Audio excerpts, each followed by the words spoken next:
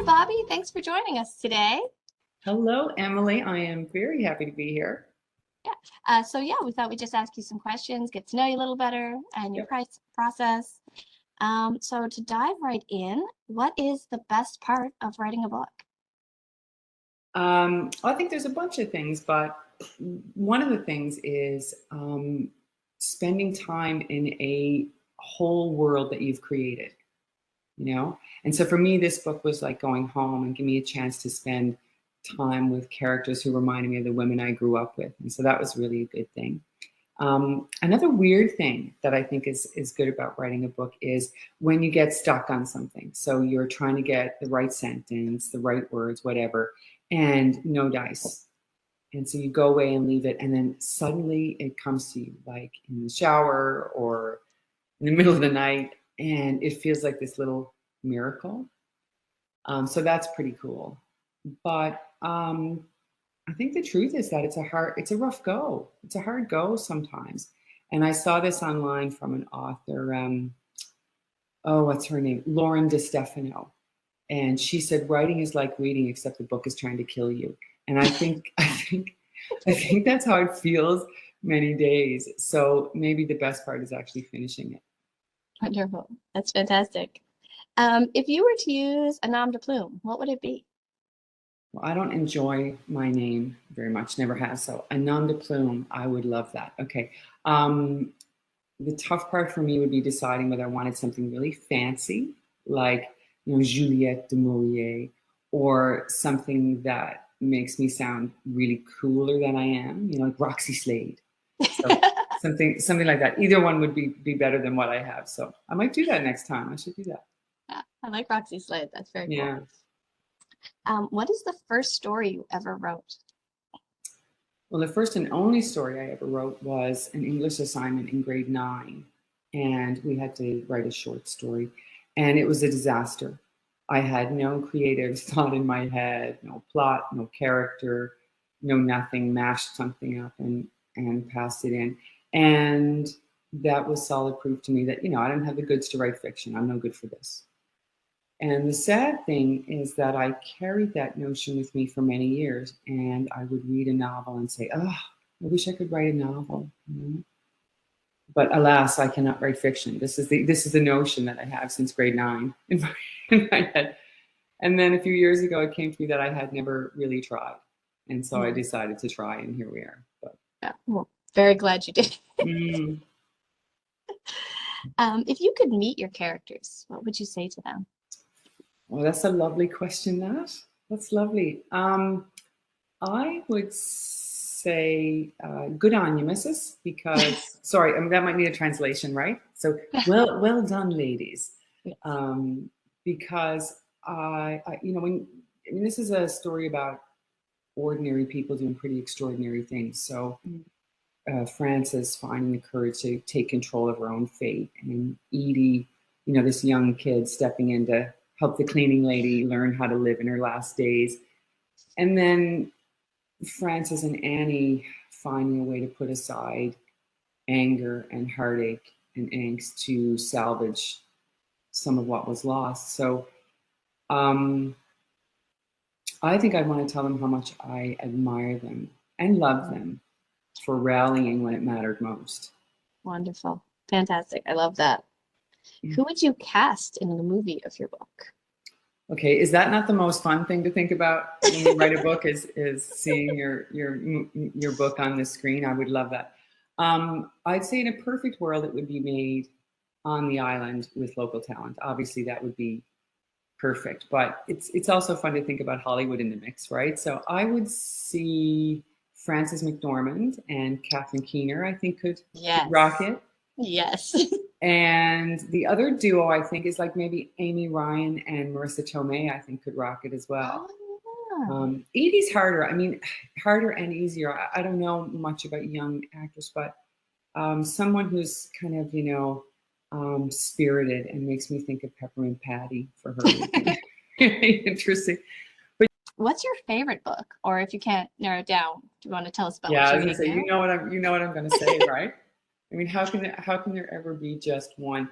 I get asked this question a lot, and I recently started making this list, and I said I'm going to narrow it down. I'm going to, and there's, the ones that I always there: the Stone Diaries, the Fine Balance, the Sentence, Middlesex, Less, Unless, the entire David Sedaris catalog is in there.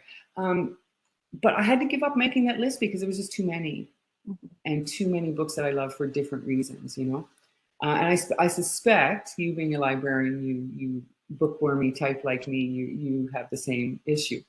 So I can never just pick one, and it depends on, I think, what I'm going through at the time, or what's happening in my life, or whether I want to laugh or, feel conflicted or whatever, I'm going through. But right now I'm actually working through that list that I made and rereading books that I already know I love, which is really nice. And I read Mary Lawson's fourth book, A Town Called Solace, a while back.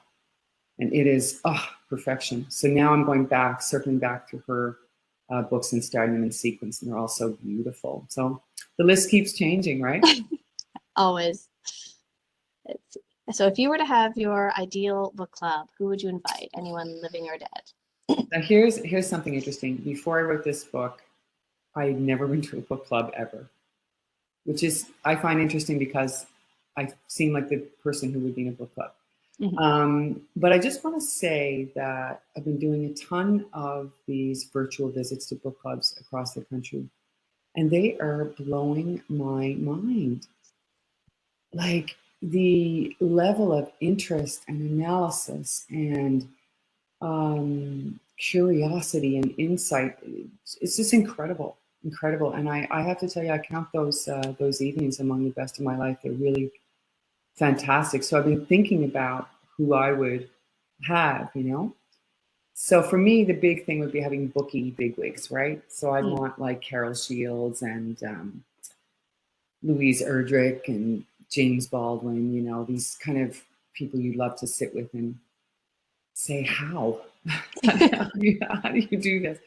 But then I'd say, bring in a couple of the power newfs, the Newferati, I'd want Mary Walsh and Mark Critch. I think they'd be a good duo. Dolly Parton and Michelle Obama, obviously. Here's someone not so obvious, John Candy. I would love to have John Candy in my company for an evening. I still miss him. Absolutely. Amy Schneider of Jeopardy fame. She's my favorite Jeopardy champion. I don't know. Shout out to all the Jeopardy geeks out there, because isn't she the best? She's the best. Yeah. I mean, I'll always have a soft spot for Ken Jennings because he was like. Yeah, for sure. But she's my new favorite. And then I'd round it out, I think, with my favorite. I have this dream girlfriend trio that we would go to lunch and go, hang out and go for cocktails. And so that's Olivia Colman, Sandra Oh, and Christine Baranski. These are my three gals who I'd love to spend some time with, like a boozy lunch or something. Oh, yes. Yeah, lunch with broads. Yeah, so like a mix of highbrow and hijinks, I think. And then, maybe you could persuade Dolly to round out the evening with Jolene, and I think that'd be a good time. That would be a fantastic time. Yeah. Who has been your biggest supporter? Right. So, again, like the books, we'd be here all day. I mean, when you bring a book to publication, I'm learning that there's just so much support at every point. So, for example, the publication part, there was my endlessly enthusiastic agents at Westwood Creative, so Hilary McMahon and Meg Wheeler, and everybody at HarperCollins, and but on the friends and family side, my husband. Well, I can tell you this: the book would still be a draft in a drawer if not for his encouragement, because he was always after me to get back to it. Plus, he bakes cookies. So that's good.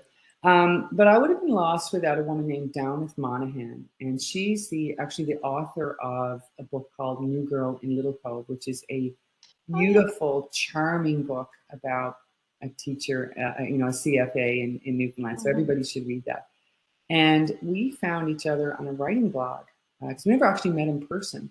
But we ran into each other on Betsy Lerner's writing blog years ago. And since then, we've become really good writing buddies. We read each other's work, we commiserate, we cheerlead. And she's a very special person and a blessing for sure. And I'm not sure I would have made it through without her support, you know. So what does the title mean to you? Did you consider any other titles? Drama. That's what the drama. Emily, that title, oh my goodness. I can tell you that it feels like maybe a million other titles were considered, because the entire time I was writing the book, I didn't have it. And I just stupefied, stumped. I mean, very close to publication, I still had no title, right? Just couldn't land it. And it was doing my head in. It was really daunting, because you write this whole book, but you can't write a title. So I was doing some final edits, and I noticed the phrase "good woman" appearing here and there. And so I don't know why it didn't stick with me before, but I thought about how in Newfoundland and Labrador, you know, we always say, "Oh, she's a good woman," and what a meaningful compliment that is. You know, it's like a testament to a woman's whole character and her way of being and her wit and tenacity, how she's revered and valued. And I thought, oh, that's perfect for these women in this book. Yeah. So I went to Jennifer Lambert, who is my brilliant and very patient editor. And I said, okay, I like good women. And she liked that well enough. But her mission in life through the book was to make sure Safe Harbor was in the title. And so I said, okay, well, let's say the good women of Safe Harbor. And she was like, hooray, hooray. And I said, oh, thank you. And then went to bed for a week, because it was just like it was just this marathon, you know? And so It's interesting how titles come about in books. And this year for Newfoundland Reads, aren't the other books the best titles? Like Urchin, The Wards, and the Love Olympics? These fantastic titles. Yeah, I love all of them. Yeah, I love all of them. They even look nice in a line. Like it's I know. Perfect. I know. But it's so fascinating, because I find that your title, The Good Women of Safe Harbor, was just so immediately evocative and such an elegant phrase. I love that title. Emily, you have no idea how happy that makes me, because it was such a slog to get to it. So okay, so one more book to pick out. What would you call your favorite book from childhood, or the first book that made you cry? Oh my mama. You know, it's interesting. I'm not a big crier at books, and apparently I've written a book that makes people weep buckets. But anyway, so I apologize for that. I can't give you a narrow list for this, obviously. So Anne of Green Gables is the one that always comes to mind, right? Which is, you know, I read it not long ago, and it's still beautiful. It's still beautiful. And another one I love and I want to read again is Are You There, God? It's Me, Margaret, which was, right? That's going to have a movie soon, I think. Is it? Yeah.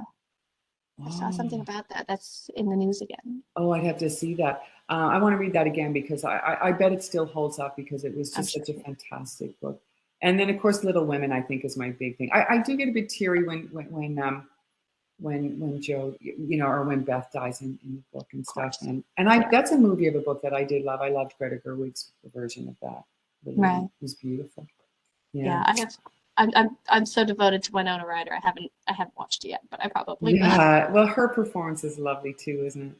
Yeah. Yeah. Wonderful. Well, this was such a nice chat. Thank you so much. Thank you. It's so fun. And I just wanted to again, thank you so much for including me in this beautiful competition. It's not a competition, because, you know, every book is lovely and it's wonderful, but I'm just so honored to be part of it. Thank you.